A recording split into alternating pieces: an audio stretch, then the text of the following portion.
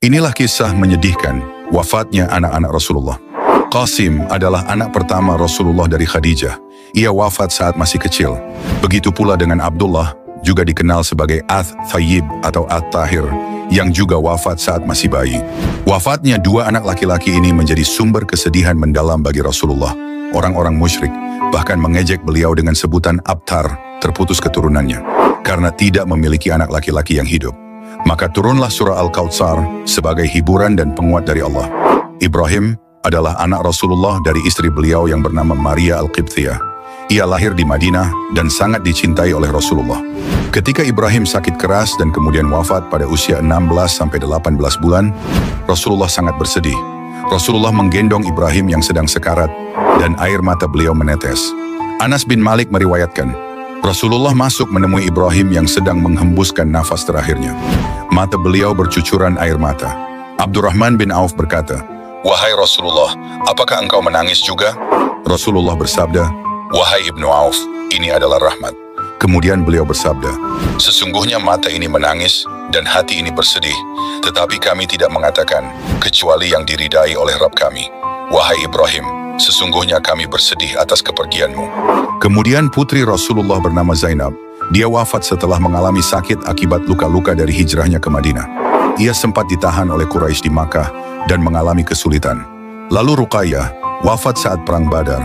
Rasulullah tidak bisa menyaksikan kemenangan Badar dengan penuh karena hati beliau sedang diliputi duka.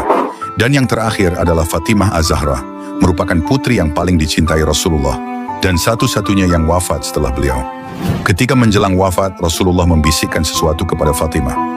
Pertama ia menangis, lalu beliau membisikkan lagi, dan Fatimah pun tersenyum.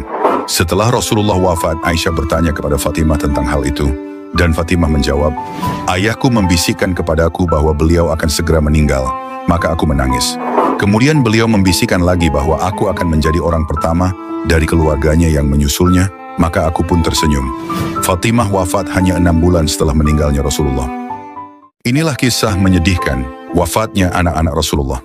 Qasim adalah anak pertama Rasulullah dari Khadijah. Ia wafat saat masih kecil. Begitu pula dengan Abdullah, juga dikenal sebagai Ath-Thayyib atau At-Tahir, yang juga wafat saat masih bayi. Wafatnya dua anak laki-laki ini menjadi sumber kesedihan mendalam bagi Rasulullah.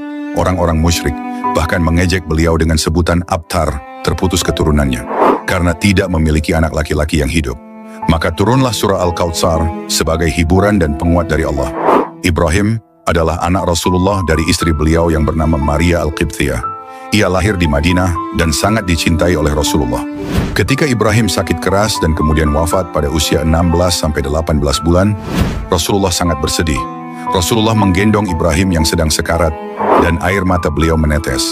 Anas bin Malik meriwayatkan, Rasulullah masuk menemui Ibrahim yang sedang menghembuskan nafas terakhirnya.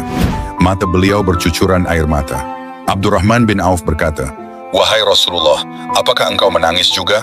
Rasulullah bersabda, "Wahai Ibnu Auf, ini adalah rahmat." Kemudian beliau bersabda, "Sesungguhnya mata ini menangis dan hati ini bersedih, tetapi kami tidak mengatakan, kecuali yang diridai oleh Rabb kami. Wahai Ibrahim, sesungguhnya kami bersedih atas kepergianmu." Kemudian putri Rasulullah bernama Zainab